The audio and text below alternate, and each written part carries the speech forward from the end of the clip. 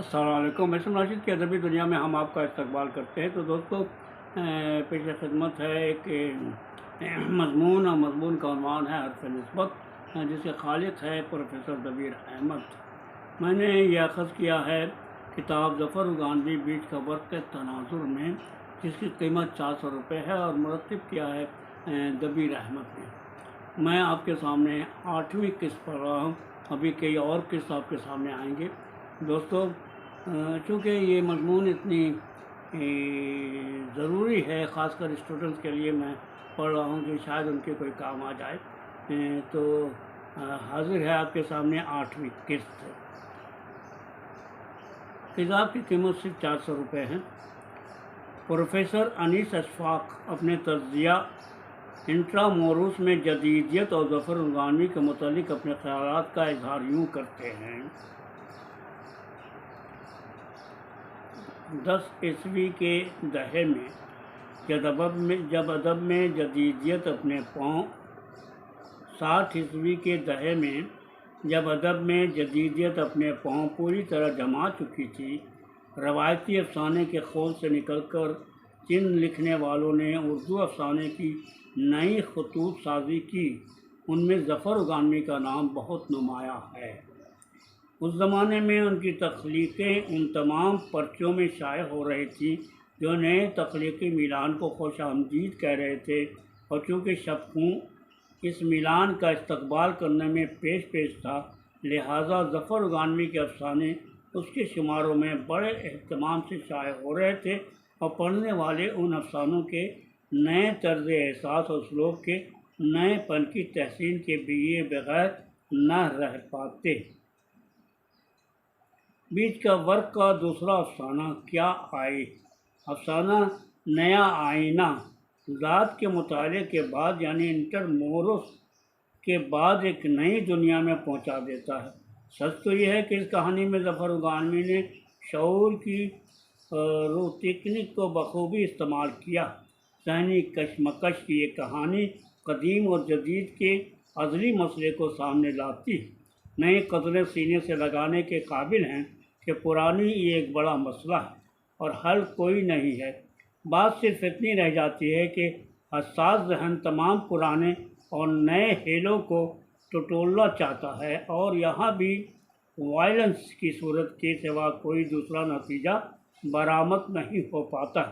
यहाँ भी खारजी और दाखिली शख्सियतों का एक तसादुम नज़र आता है, वो जो एक आईने के अक्स की सूरत में है और दूसरा जो वो ख़ुद है, और जैसा कुछ नज़र आता है। मैं समझता हूँ कि शऊर की रॉ की तकनीक पर लिखा हुआ ये अफसाना फ़न्नी तौर पर कहीं भी खाम नहीं है और इसमें पुख्तगी का एहसास होता है। इक़्तिबास पढ़िए। दूसरे ही सेकंड दीवार पर लटका हुआ पुराना आईना मेरे कदमों में गिरकर चूर चूर हो चुका था। शीशे के छोटे बड़े टुकड़े फर्श पर बिखरे पड़े थे और कमरे में मेरे अलावा कोई दूसरा नहीं था। ज़फ़र गांधी अपने अफसाने में कहीं तजरीद से काम लेते हैं और कहीं अलामत से, लेकिन बर्ताव का अंदाज़ उनके शगुफ्ता तर्ज़ तहरीर पर कहीं असरअंदाज नहीं होता, यानी उनका तर्ज़ पहचाना जाता है। जदीद कहानियों की भीड़ में अलायदगी अपनी पहचान का मसला, ज़ात का कर वगैरह के साथ साथ अहमियत इस बात की भी है कि तख्लीक करने वाले ने अपने मौजू को बरता किस तरह से है। अफसाना नया आईना का तज़किया करते हुए प्रोफेसर कुद्दूस जावेद लिखते हैं, नया आईना अफसानी मजमुआ बीच का वर्क़ में शामिल ज़फ़र गांधी साहब का एक ऐसा अफसाना है जिसमें जदीद अफसाने के मुरवज्जा तकाज़ों को बरतने की हर मुमकिन कोशिश की गई है। मसलन जदीद अफसाना में वाक़यात के तसलसल के बिलमुकाबिल ख़यालात, सोच और फ़िक्र के अलामती और इख्तियाराती बयान पर ज़ोर दिया जाता था। रिम्ज़ व ईमा, इशारियत, तजरीदियत, इब्हाम और शेरियत वगैरह जदीद अफसाने के इम्तियाज़ी लवाज़मात करार पाए। मज़ीद लिखते हैं, ज़फ़र गांधी एक ऐसे जदीद अफसाना निगार है इनके फ़िक्री और जमालियाती इम्तियाज़ात, क्लासिकी अदब, अदबी रिवायात, असरी समाजी व सकाफ़ती हालात और ईमानी व ईक़ानी क़द्र और अक़दार व अक़ायद के साथ गहरा जिज़लियाती रिश्ता रखते हैं। और ये एक ऐसा पहलू है जो ज़फ़र गानवी के अफ़साना नया आईना को जदीद ही नहीं माबाद जदीद अफ़साना भी साबित करता है। डॉक्टर अरशद करीम उल्फ़त ज़फ़र गानवी और उनकी कहानी नया आईना के तई इस तरह के ख़यालात पेश करते हैं। नया आईना दरअसल एक ऐसा अफ़साना है जिसमें इंसान हर तरह से भरा पूरा होने के बाद भी खाली खाली नज़र आता है, और ये खालीपन जदीदियत के फ़लसफ़े का वो तसव्वुर तन्हाई है जहाँ इंसान अपनी ज़ात में बिल्कुल अकेला है और उसकी ज़िंदगी सोच का भयानक जंगल है जिसमें हर तरह के नज़रियात अज़दहों का रूप लेकर मज़ाल ज़िंदगी को निगलने के लिए बेचैन हैं। निज़ाम हयात को कायम रखना है तो फितरत की चहार दीवारी में ही जीना होगा, और इसके लिए कोई उसूल कायम व दायम नहीं रहता है। सिर्फ़ एक सिलसिले रुदाद शब है जहाँ हमें अपनी ज़िंदगी इन्हीं अंधेरों उजालों में बसर करनी होगी। नया आईना के सिलसिले में कमर अशरफ के ख़यालात भी इस्तेफ़ादा किया जा सकता है। नया आईना ज़फ़र गानवी की ऐसी ही एक कहानी है जिसमें उन्होंने रवायती उसलूब और रवायती तकनीक से इनराफ़ करते हुए ऐसी रविश अख्तियार की है जिसे हम शऊर की रो या बातिन निगारी कह सकते हैं। कहानीकार ने शऊर की रो की तकनीक के ज़रिया एहसासात व तसव्वुरात के गैर मुनज़्ज़म तसलसल को पेश किया है। ये तसव्वुरात एक दूसरे से मंतक़ी या इस्तदलाली रब्त तो नहीं रखते, लेकिन जहन की हर लहज़ा बदलती हुई जज्बाती और नफ्सियाती कैफियत के मुताबिक हैं। ज़फ़र गानवी के मजमूआ बीच का वर्क के अफ़साने जदीद है जिसमें किसी न किसी बुनियादी सच्चाई को पूरी ईमानदारी के साथ पेश किया गया है, क्योंकि जदीद अफ़साने के लिए न तो तकनीकी कैद होती है और ना ही उसलूब की पाबंदी। रवायती उसलूब में भी जदीद तरीन अफ़साने लिखे जा सकते हैं। मग़रबी अदब से मिस्याल ली गई जदीद तरीन तकनीक में लिखे जाने के बावजूद भी अफ़साना रवायती हो सकता है। असल ये है कि अफ़साना निगार ज़िंदगी की किन बुनियादी सच्चाई को गिरफ़्त में लेता है और इसे वक्त और हालात, कल्चर और फ़न के तकाज़ों की बुनियाद पर किस तरह अफ़साना की शक्ल में पेश करता है। कुद्दूस जावेद लिखते हैं, बीच का वक्त जदीदियत की 1.5 दहाइयों के दरमियान से गुज़र कर सामने आया है। इस मुद्दत में जदीदियत और बिलख़ुसूस जदीद अफ़साना अपने ख़ास नहज पर इंतहाई बुलंदियों पर पहुँच जाने के बावजूद बिजली के कूंदों की तरह उन्वान, प्लॉट, किरदार, मुकालमा निगारी और असर आफरीनी वगैरह नुक्कात की जानिब लपकता झपकता नज़र आता है। जदीद अफ़साना के कई बड़े नाम उल्टे सफ़र पर रवाना हो चुके हैं, मगर चंद नाम के ज़फ़र गानवी उनमें काफ़ी नुमाया है, अब भी अपनी रविश पर कायम हैं। ज़फ़र गानवी के अफ़साने अज़ डॉक्टर कुद्दूस जावेद, मतबूआ हफ्ता वार मोर्चा गया, मौरख़ा 11 अक्टूबर 1980 ईस्वी, जिल्द 18, शुमारा 390।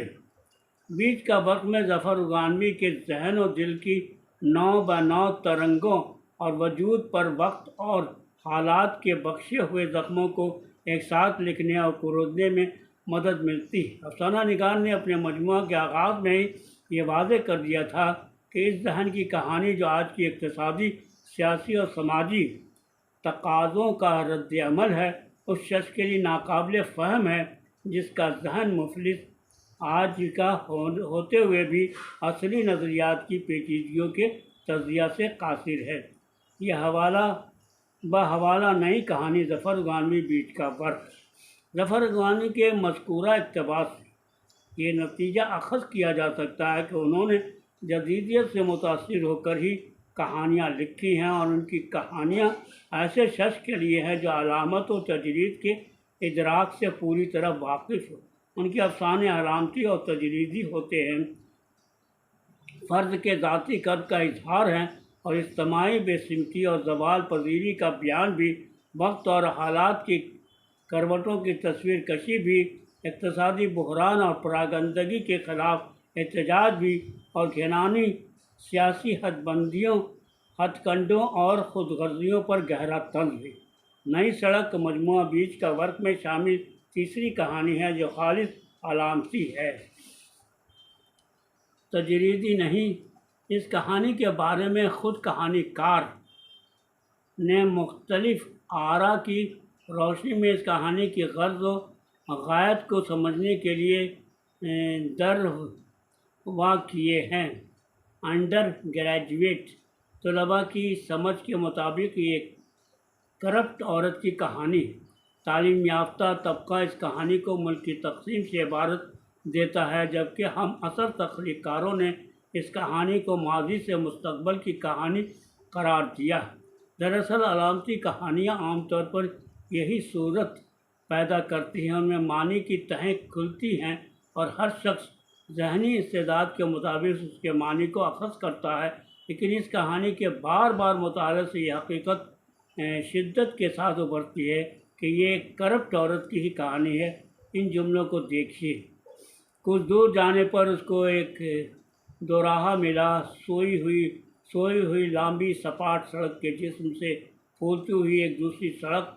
वो पहली सड़क को छोड़कर दूसरी पर आ गया, लेकिन वो 2 ही कदम बढ़ा होगा कि उसको ठोकर लगी और वह गिरते गिरते बचा। उसने अपनी तारीक आंखों से देखा कि वह किनारे के एक खड़े पत्थर से टकरा गया।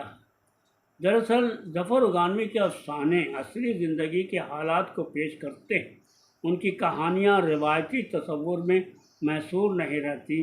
वो अपने अहद के तजुर्बों को अपनी कहानियों में कुछ इस तरह पेश करते हैं कि महसूस होता है तो उन्होंने अपनी मासिर को अपनी तख्लीकी बसीरत का हिस्सा बना लिया है, सच्चाइयों से हासिल होने वाले असरात से अपनी कहानियों को तख्लीक किया है। इन कहानियों में सिर्फ कौमी सतह की ही बात नहीं होती, बल्कि बैनुल-अक़वामी सतह पर भी गुफ्तगू हुआ करती है। दौर जदीद में इस हकीकत से इनकार नहीं किया जा सकता कि नित नई साइंसी इजादात ने जहाँ आज हमें नई नई चीज़ों और दरियाफ्तों के करीब किया है, वहीं हम दाखिली सतह पर बीमार भी नज़र आने लगे। प्रोफेसर जमील अख्तर मुहिबी कहानी नई सड़क का तज़किया करते हुए यूँ गोया है, इतनी बात तो तय है कि इस कहानी में सड़क से मुराद सड़क नहीं, बल्कि किसी और हकीकत या तसव्वुर की कायम मुकाम मानी की नई मानवियत और नए मफ़हूम की तरफ छलांग लगाती। वह सड़क एक अलामती और इशारती तर्ज़ इज़हार में ही एक बात जाती है और समझी दूसरी जाती है। इसी बुनियाद पर अलामत का रिश्ता इब्हाम से अटूट तौर पर उस्तवार होता है। अलामत चाहे भी तो इब्हाम से अपना पीछा नहीं छोड़ा सकती। पूरी कहानी हमादां रावी के ज़रिया फ़नकार की मुदाखलत के बगैर बयान हुई है। कहानी में तकरारी जुमले मिलते हैं, लेकिन उनसे कहानी की फ़नी चुस्ती और इर्तिकाज़ और तासुर की यकताई मुतासर नहीं होती। कामयाब फ़िज़ा आफरीनी, किरदार की दाखिली व नफ्सियाती अक्कासी, जाज़बियत, फितरी बहाव और तनाव की बिना पर नई सड़क एक खूबसूरत अलामती कहानी करार दी जा सकती है। मशहूर फ़िक्शन राइटर और नाक़िद प्रोफेसर खालिद जावेद, जिन्हें हाल ही में उनके नावल पर JCP अवार्ड से सरफराज किया गया, उन्होंने अफसाना नई सड़क का तज़किया करते हुए अपने ख़यालात को यूँ पेश किया है। अफसाने की रिवायती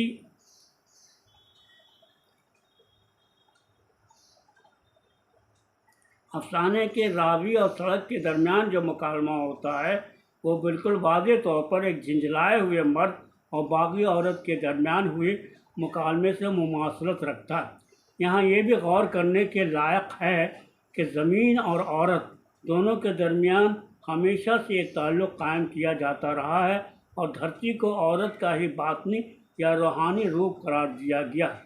अगरचे इस किस्म की तमसीलें बहुत दूर तक हमारा साथ नहीं दे सकती और मैं इस किस्म की सुपरफिशियल तमसीलों का ज़्यादा कायल भी नहीं रहा। बहरहाल सड़क चाहे ज़मीन बल्कि इस दुनिया की अलामत हो या औरत की, नतीजा दोनों ही सूरत में एक ही होगा। इस्तेहसाल, जबर, मिल्कियत और जुल्म जो पिदरी समाज की तरफ इशारा करता है।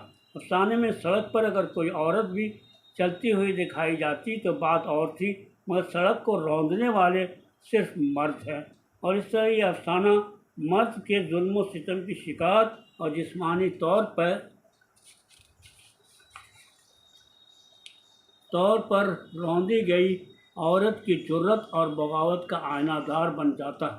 ज़फ़र गानवी का यह अफसाना यकीनन जदीद अफसाने की तारीख़ में एक नुमायाँ हैसियत रखता है, मगर मेरा ये जुमला तज़किया में शामिल नहीं है और यह भी है कि हर सच्ची तख्लीक का कोई एक तज़किया मुमकिन नहीं है। ये रास्ता दूसरे बहुत से रास्तों को भी रास्ता देता है। तो दोस्तों, अभी आप एसएम राशिद की अदबी दुनिया में एक मज़मून सुन रहे थे, हर्फ़ निस्बत, जिसके खालिक है जनाब ज़बीर अहमद, और मैंने यह अख़ज़ किया है ज़फ़र गानवी बीच का वर्क़ के तनाज़ुर में। इस किताब के मुरत्तिब है ज़बीर अहमद और उसकी कीमत है सिर्फ 400 रुपये। और बस आप इजाज़त दीजिए, फिर मिलते हैं आप किसी प्रोग्राम में जिसका नाम है एसएम राशिद की अदबी दुनिया।